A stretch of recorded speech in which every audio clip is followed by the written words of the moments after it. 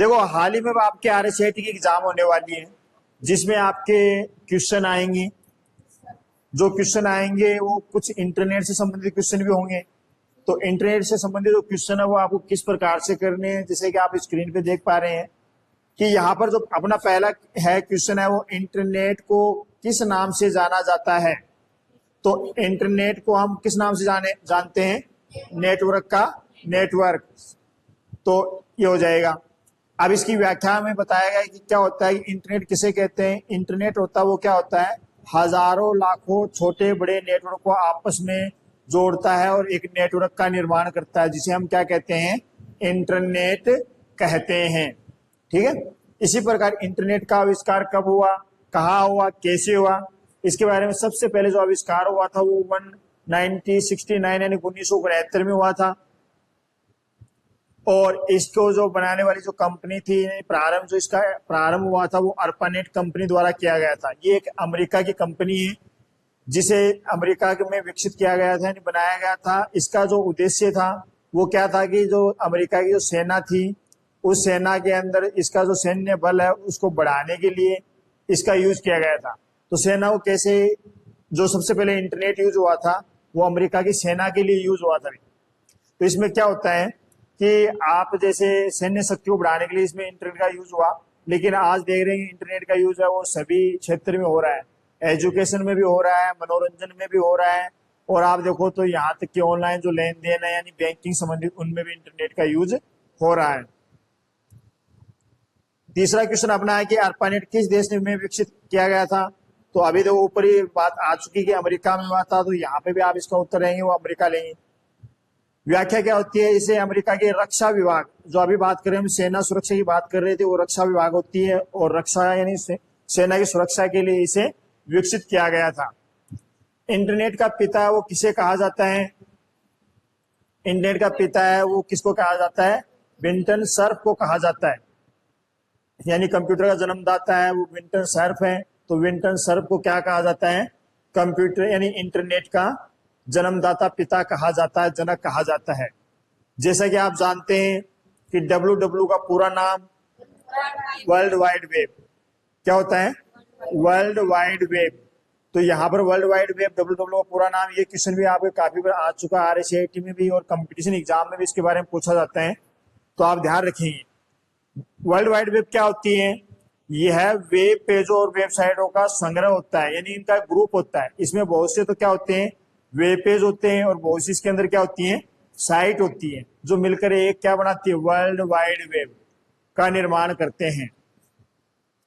हमारा आगे का जो क्वेश्चन है वो ये है कि वेब ब्राउजर क्या है। अब देखो यहाँ पर आपको इंटरनेट चलाने के लिए किसी न किसी ब्राउजर की आवश्यकता पड़ती है ना।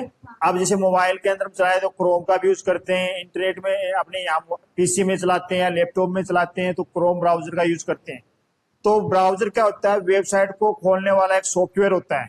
क्या होता है, वेबसाइट को खोलने वाला सॉफ्टवेयर।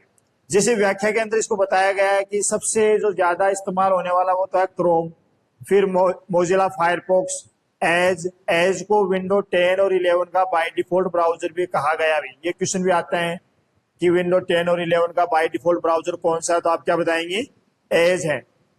सफारी है वो किसका है, एप्पल का है। तो यहाँ पर ये सभी जो ब्राउजर है उनके नाम बताए गए हैं कि कौन कौन से ब्राउजर होते हैं।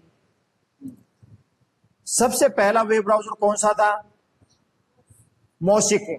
मोसिक क्या था, सबसे पहला वेब ब्राउजर था, जो 1993 के अंदर मार्क एडिसन द्वारा बनाया गया था। ठीक है, कब बनाया गया था, 1993 में। तो याद रखेंगे आप। अगला हमारा क्वेश्चन है वो है कि इंटरनेट और वेब में क्या अंतर है। तो यहाँ पर आप इंटरनेट और वेब में अंतर बताएंगे। जो इंटरनेट होता है वो तो क्या होता है, नेटवर्क होता है, यानी बहुत से नेटवर्क मिलकर एक इंटरनेट का निर्माण करते हैं। और वेब का क्या होता है कि वेब उसका सर्विस भाग होता है। सर्विस भाग यानी वेब में एक वेबसाइट होती है जिसके द्वारा आप उसको एक्सेस कर सकते हैं, तो वो वेब होती है। तो आप व्याख्या को पढ़ेंगी और इसके आंसर को भी देखेंगे।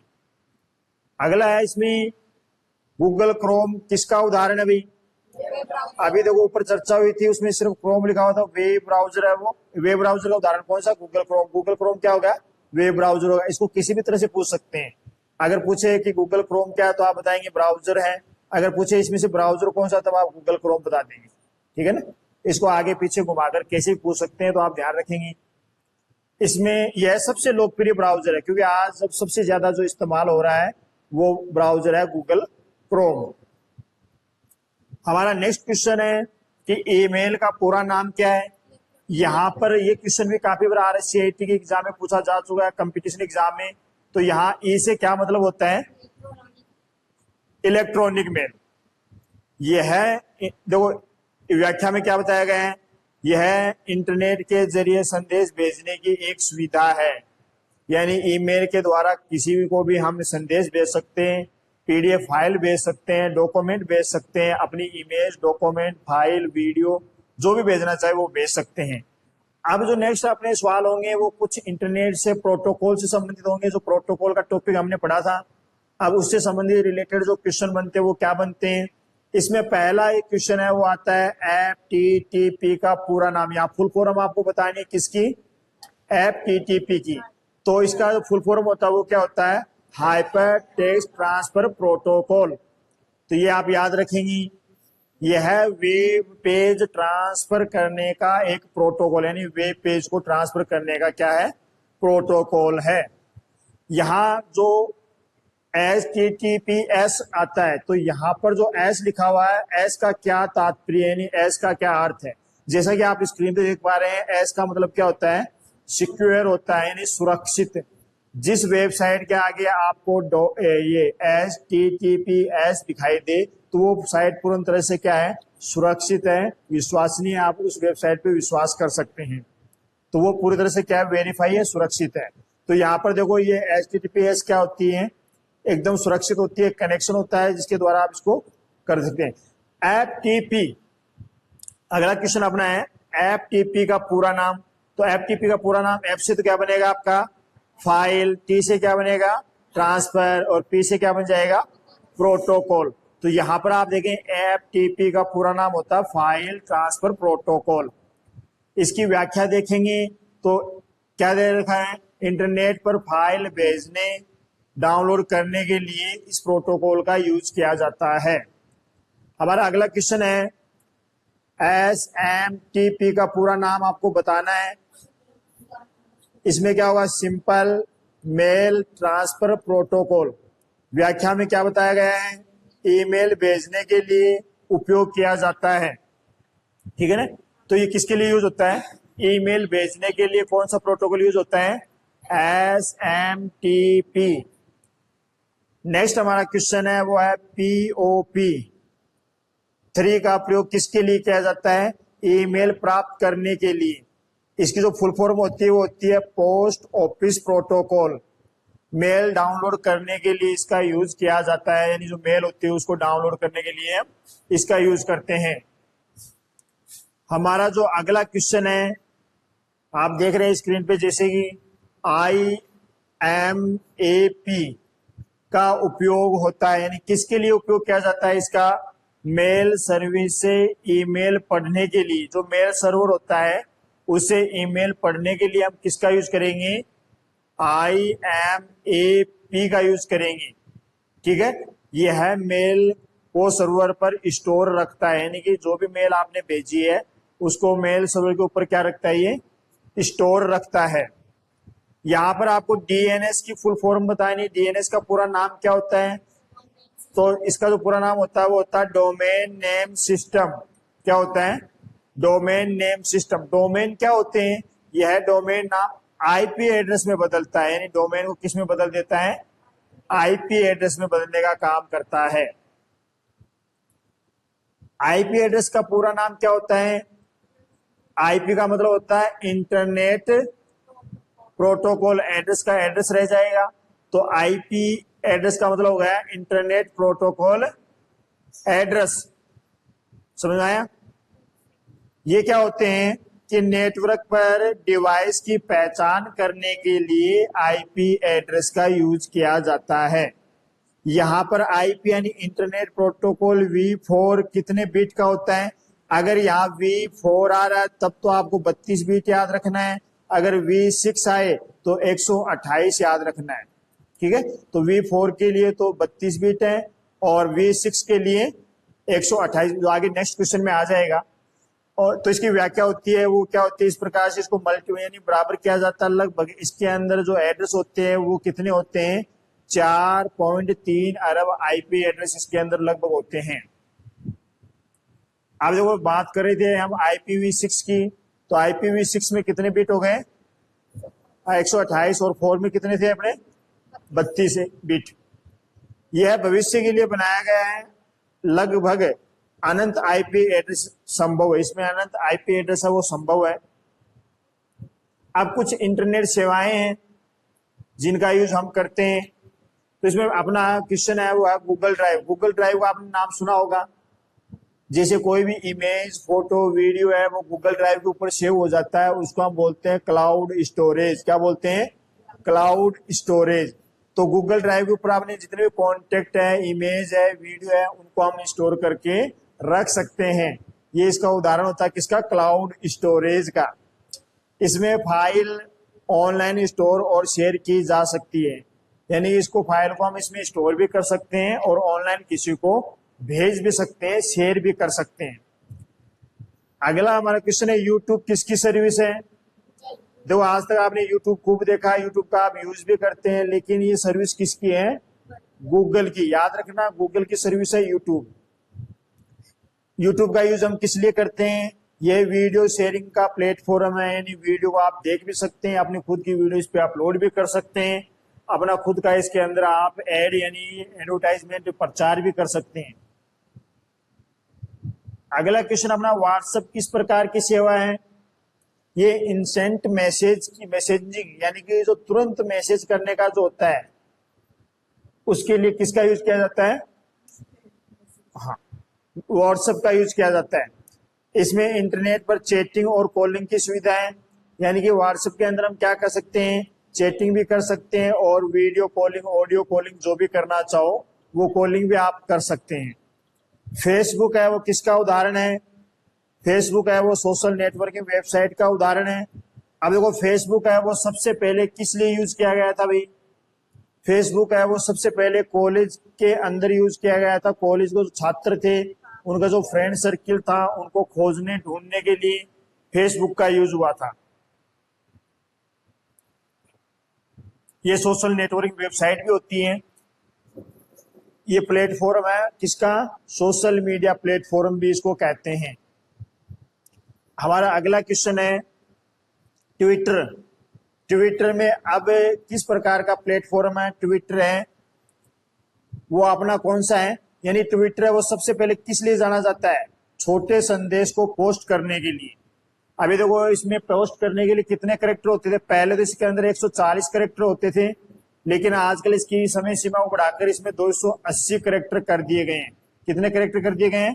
280। तो अब आप इसमें अगर पूछें कि ट्विटर में कितने मतलब होते हैं, तो आप 180 वर्ड यानी कि छोटे संदेश है वो इसके अंदर आप भेज सकते हैं। ये ट्वीट करना कहलाता है। हमारा अगला क्वेश्चन है ईमेल अटैचमेंट क्या है? अटैचमेंट का काम क्या होता है कि मेल के साथ आप किसी फाइल, डॉक्यूमेंट या वीडियो को भेजते हैं, वो चीज क्या कहलाती है? अटैचमेंट कहलाती है, साथ में जोड़कर भेजना। ईमेल के साथ भेजी गई फाइल को हम क्या कहते हैं? अटैचमेंट कहते हैं। इसमें कौन कौन से हो सकते हैं? आपके फोटो हो सकती है, डॉक्यूमेंट हो सकता है, वीडियो हो सकती है। इनको अटैच करके जोड़कर ईमेल के साथ में ईमेल पते के ऊपर भेजा जा सकता है। अगला क्वेश्चन अपना है जीमेल किस कंपनी की सर्विस है? तो देखो जी का मतलब क्या होता है? गूगल। तो गूगल की सर्विस है। किसकी सर्विस है? गूगल की, क्योंकि जी के अंदर इसमें आ रहा जी मेल यानी गूगल मेल। तो गूगल के द्वारा जो मेल की जाएगी उसको हम बोलेंगे जी मेल। तो ये जी मेल की सर्विस है। गूगल की ईमेल सेवा की शुरुआत वो सबसे पहले कहाँ हुई थी? 2004 में हुई थी। यानी जब जीमेल का निर्माण हुआ कब हुआ था? 2004 में। इससे पहले याहू मेल डॉट कॉम होता था, उसकी सर्विस थी याहू की, तो याहू के द्वारा भी हम मेल भेजते थे। आज भी काफी लोगों के अकाउंट है वो Yahoo dot mail dot com पर मिल जाएंगे आपको, लेकिन जो सबसे ज्यादा इस्तेमाल हो रहा है वो कौन सा हो रहा है? जीमेल अकाउंट यूज हो रहा है।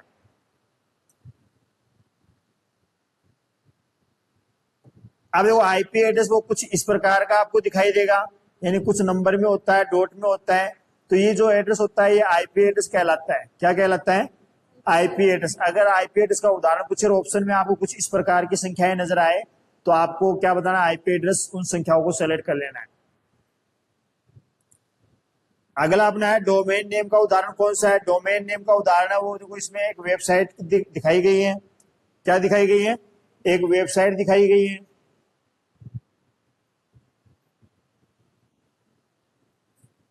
वेबसाइट में क्या है? www क्या होता है? World wide web. और गूगल एक सर्विस होगी .com, यानी कॉमर्शियल वेबसाइट है जिसके ऊपर आप डोमेन नेम, इसके .com लगा हुआ है डोमेन नेम इसका। अगला हमारा होता है टॉप लेवल डोमेन, यानी कि TLD, top level domain TLD। यहाँ पर देखो अलग अलग डोमेन नेम दिखाए गए हैं, .com है, .org है, .net है। तो इनको डोमेन नेम कहते हैं, ये टॉप लेवल के डोमेन नेम होते हैं। डोमेन नेम देखो इसमें क्या होता है कि डोमेन नाम के अंतिम हिस्से को TLD कहते हैं। TLD का मतलब क्या होता है? Top level domain. तो ये होता है।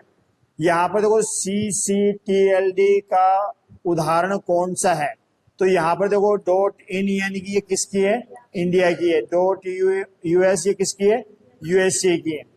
यानी country code top level domain किसी देश का प्रतिनिधित्व करता है, जिसे IN यानी कि इंडिया, US यानी USA। ठीक है, तो ये किसी भी कंट्री का टॉप लेवल डोमेन नेम होता है जो उसका प्रतिनिधित्व करता है। URL ये काफी RSCIT के एग्जाम में या कंपटीशन एग्जाम में पूछा गया सवाल है। RSCIT में भी काफी दफा आ चुका है। तो इसमें आप देखेंगे यूनिफॉर्म रिसोर्स लोकेटर, URL की फुल फॉर्म आप याद रखेंगे। ये क्वेश्चन है वो मान लो एक पेपर छोड़ दूसरे पेपर में आता रहता है, तो ये आप जरूर याद रखेंगे। यह किसी वेब पेज का पूरा पता होता है। कौन सा? URL यानी uniform resource locator. Search engine क्या है? अगला क्वेश्चन अपना सर्च इंजन क्या है? तो यहाँ पर आपको सर्च इंजन बताना है। सर्च इंजन क्या है? तो जो जानकारी खोजने का टूल होता है वो क्या कहलाता है? सर्च इंजन कहलाता है। व्याख्या जैसे इसमें कौन कौन से? गूगल है, ये भी सर्च इंजन है। बिंग है, ये भी सर्च इंजन है। याहू है, ये भी सर्च इंजन है, जिनके द्वारा आप क्या कर सकते हैं? किसी भी जानकारी को, किसी भी वेबसाइट को आप खोज सकते हैं। हमारा अगला क्वेश्चन है कि भारत का पहला सर्च इंजन कौन सा है? तो यहाँ पर इंडिया का बताना है। तो इंडिया का पहला था वो सर्च इंजन क्या था? guruji.com। याद रखना, guruji.com है, ये 2006 में लॉन्च हुआ था, लेकिन इसकी कमियों की वजह से इसके सीए को गिरफ्तार कर लिया गया और 2012 के अंदर इसको बैन कर दिया गया, यानी बंद कर दिया गया था। ये जो सबसे पहले भारत का था, लेकिन 2012 के अंदर इसको क्या कर दिया गया? बैन हो गया और इसको एक परमानेंट बंद कर दिया गया। पहले गूगल से पहले जो सर्च इंजन यूज होता था वो guruji.com यूज हुआ करता था। भी ई कॉमर्स का उदाहरण है। ई कॉमर्स मतलब ई का मतलब क्या होता है? इलेक्ट्रॉनिक। कॉमर्स यानी व्यापार, यानी कि इंटरनेट के माध्यम से जो भी बिजनेस व्यापार हम करते हैं उसे क्या कहते हैं? ई कॉमर्स कहते हैं। जैसे इंटरनेट पर चलने वाला व्यापार क्या कहलाएगा? ई कॉमर्स कहलाएगा। जैसे कि अभी आप देख पा रहे हैं कुछ वेबसाइट यहाँ पर है, अमेजोन है, फ्लिपकार्ट है, eBay है। ये किसके उदाहरण है? ई कॉमर्स के उदाहरण है। ई कॉमर्स की वेबसाइट है जिसके द्वारा आप घर बैठे किसी भी प्रोडक्ट या किसी भी आइटम जो भी होते हैं उनको आप यहाँ से मंगवा सकते हैं, ऑनलाइन ऑर्डर कर सकते हैं। और इसकी कैश ऑन डिलीवरी भी होती है, ऑनलाइन पेमेंट भी होता है, डेबिट कार्ड क्रेडिट कार्ड से भी आप पेमेंट कर सकते हैं। सारी सुविधाएं इसके ऊपर होती है, तो इसको बोलते हैं ई कॉमर्स। अब हमारा अगला क्वेश्चन है कि ऑनलाइन पेमेंट के लिए सबसे सुरक्षित तरीका कौन सा होता है? यूपीआई। यूपीआई के माध्यम से आप है वो सुरक्षित पेमेंट कर सकते हैं। दूसरा इसमें होता है नेट बैंकिंग, कि नेट बैंकिंग जब भी आप यूज करते हैं, जब भी किसी को पेमेंट करते हैं, उसको अपने ऊपर क्या आता है? ओटीपी आता है, यानी अपने जो मोबाइल रजिस्टर मोबाइल नंबर होता है उस पर क्या आएगा, ओटीपी आएगा। ये पूर्ण रूप से सुरक्षित होता है, बिना ओटीपी के कोई भी लेन देन नहीं हो सकता। तो ये आपके लिए एक सुरक्षित वेबसाइट है, यानी पेमेंट के लिए आप यूपीआई का और नेट बैंकिंग का यूज करना चाहिए। ओटीपी की जो फुल फॉर्म आपको पूछी गई है, तो ओटीपी का पूरा नाम वैसे आप सभी को पता है, क्या होता है, वन टाइम पासवर्ड। क्या होता है, वन टाइम पासवर्ड। ये क्या होता है, ये एक अस्थायी सुरक्षा कोड होता है। अस्थायी होता है, नहीं परमानेंट नहीं होता, अस्थायी होता है, कुछ समय के लिए होता है, उसके बाद में वो चेंज हो जाता है, तो ये अस्थायी होता है सुरक्षा कोड। वीपीएन क्या होता है, वीपीएन का नाम आपने सुना होगा। वीपीएन ये होता है कि वर्चुअल प्राइवेट नेटवर्क होता है। जब ये किसी नेटवर्क का अगर आप यूज नहीं कर पा रहे हैं तो ये प्राइवेट नेटवर्क होता है, जैसे वीपीएन लगाकर हम किसी वेबसाइट को चलाते हैं तो वो प्राइवेट अपने खुद की वेबसाइट हो जाती है, प्राइवेट से उसमें होता है। तो इंटरनेट पर सुरक्षित कनेक्शन प्रदान करता कौन, वीपीएन। वीपीएन यानी कि वर्चुअल प्राइवेट नेटवर्क। अगला हमारा सवाल है वो ये है कि इंटरनेट स्पीड की इकाई क्या है। तो यहाँ पर जो देखो MBPS यानी मेगाबाइट पर सेकंड, यहाँ MB का मतलब होता है मेगाबाइट और PS का मतलब होगा पर सेकंड। तो ये इसकी क्या होती है, जो इंटरनेट जो स्पीड होती है उसको MBPS में मापा जाता है। डाउनलोड और अपलोड स्पीड MBPS में मापी जाती है, कितनी MBPS की स्पीड आती है। अगर आप डाउनलोड कर रहे हैं तो उसमें कितनी आएगी, अगर अपलोड कर रहे हैं तो उसमें कितनी आएगी। इस प्रकार से इसमें आपके होते हैं। अब आपसे एक सवाल ये हो जाए कि डाउनलोड और अपलोड में क्या अंतर है। अगर इंटरनेट के द्वारा हम किसी चीज को अपने पीसी में ले रहे हैं तो वो चीज क्या कहलाएगी, डाउनलोड कहलाएगी। अगर हम इंटरनेट पे किसी चीज को दे रहे हैं तो वो क्या कहलाएगी, अपलोड कहलाएगी। आप देखो मॉडेम का फुल फॉर्म, यहाँ पर ये क्वेश्चन भी आप RSCIT में काफी बार आ चुका है। तो यहाँ पर जो मॉडेम की फुल फॉर्म होती है वो होती है मॉड्यूलेटर और डीमॉड्यूलेटर। यानी ये क्या होता है, मॉडेम का काम होता है एनालॉग को डिजिटल में और डिजिटल को एनालॉग में बदलना। तो यहाँ पर व्याख्या में आपको बताया गया, दिखाया भी गया है कि यह डिजिटल डाटा और एनालॉग सिग्नल को बदलता है। राउटर क्या होता है, राउटर एक कनेक्शन होता है जो जोड़ने का काम करता है। राउटर का काम क्या होता है, नेटवर्क को जोड़ना, यानी एक नेटवर्क को दूसरे नेटवर्क से जोड़ने का काम वो कौन करता है, राउटर करता है। यह है अलग अलग नेटवर्क के बीच में भेजा जाता है। अब देखो हॉटस्पॉट, जैसे आप ये बेसिकली ये नाम आपको याद भी रहता है। हॉटस्पॉट का अर्थ क्या होता है, इंटरनेट शेयर करने का बिंदु। यानी हॉटस्पॉट, जब भी हमें इंटरनेट की आवश्यकता होती है हम कहीं ना कहीं किसी का भी हॉटस्पॉट है वो ओपन करवा कर और उससे इंटरनेट शेयर कर सकते हैं। तो ये होता है, इसमें मोबाइल का या वाईफाई द्वारा इंटरनेट शेयर कर सकते हैं। ब्लूटूथ क्या होता है, ब्लूटूथ देखो अभी भी आप किसी, जैसे आपका हेडफोन एयरफोन अगर आप जोड़ना चाहते हैं ब्लूटूथ के माध्यम से तो ब्लूटूथ को ऑन कर सकते हैं। ये क्या होता है कि पर्सनल एरिया नेटवर्क यानी पेन का उदाहरण है। पर्सनल एरिया नेटवर्क किसका है, पेन का उदाहरण है। इसमें क्या होता है कि कम दूरी, छोटी दूरी की डिवाइस को इसमें क्या कर सकते हैं, हम कनेक्ट कर सकते हैं, यानी कि जोड़ सकते हैं। वाईफाई का पूरा नाम क्या होता है, वायरलेस फिडिलिटी। देखो जैसे कि स्क्रीन पे आपको दिखाई भी दे रहा है वाईफाई, वाई का मतलब होता है वायरलेस, फाई का मतलब होता है फिडिलिटी। तो वाईफाई का फुल फॉर्म हो जाएगा वायरलेस फिडिलिटी। इसकी व्याख्या क्या होगी, यह वायरलेस नेटवर्क तकनीक है, यानी कि वायरलेस होती है और एक तकनीक, इसमें किसी तार की आवश्यकता नहीं होती, ये वायरलेस होता है, बिना तार के चलने वाली यानी सर्विस है। ब्रॉडबैंड का अर्थ क्या है, अगला क्वेश्चन हमारा है ब्रॉडबैंड का अर्थ क्या है। यह हाई स्पीड के कनेक्शन के लिए इस्तेमाल किया जाता है। क्या, ब्रॉडबैंड हाई स्पीड कनेक्शन के लिए। ब्रॉडबैंड हमेशा चालू रहने वाली सर्विस है, यानी कि इसमें इंटरनेट की स्पीड है वो क्या होती है, फास्ट होती है, गति तेज होती है। हमारा अगला क्वेश्चन है ISP का पूरा नाम, यानी कि इंटरनेट सर्विस प्रोवाइडर। अब यहाँ पर आपके पास बहुत सी कंपनियां हैं जो आपको सर्विस प्रोवाइड करवा रही हैं। जैसे कि हम मोबाइल यूज कर रहे हैं, किसी के पास एयरटेल की सिम है, किसी के पास जियो की है, किसी के पास BSNL की है। ये जितनी भी कंपनियां हैं इनको हम बोलते हैं ISP यानी इंटरनेट सर्विस प्रोवाइडर। ये अपनी अपनी इंटरनेट की या जो कॉलिंग वगैरह होती है उनकी सर्विस प्रोवाइड हमें करवाती है। क्लाउड कंप्यूटिंग क्या है? क्लाउड कंप्यूटिंग का मतलब क्या होता है? इंटरनेट पर आधारित सेवाएं। क्या होती है? इंटरनेट पर आधारित सेवाएं। इसमें क्या होगा कि इसमें सॉफ्टवेयर, स्टोरेज सर्विस, ऑनलाइन सभी सुविधाएं इसके अंदर आपको मिलती है। अभी देखो गूगल डॉक्स। गूगल डॉक्स क्या होते हैं कि ऑनलाइन आप डॉक्यूमेंट है वो तैयार कर सकते हैं। इसके लिए आपको MS ऑफिस की आवश्यकता नहीं होती है। गूगल डॉक्स के द्वारा ये क्लाउड एप्लीकेशन है।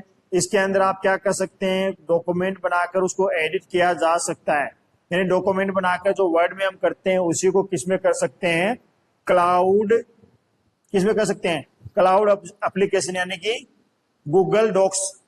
यानी डॉक्यूमेंट फाइल है वो आप किसके द्वारा बना सकते हैं? गूगल डॉक्स के द्वारा बना सकते हैं। अगला हमारा क्वेश्चन है कि इंटरनेट पर वीडियो कॉलिंग के लिए कौन सा ऐप लोकप्रिय है? अब इंटरनेट पे जो वीडियो कॉलिंग उसके लिए देखो जूम और गूगल मीट।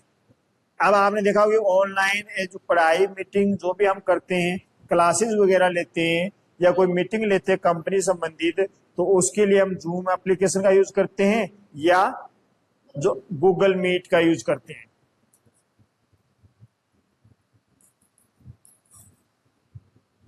हमारा नेक्स्ट क्वेश्चन है वो है क्लाउड स्टोरेज यानी कि सेवा का उदाहरण कौन सा है?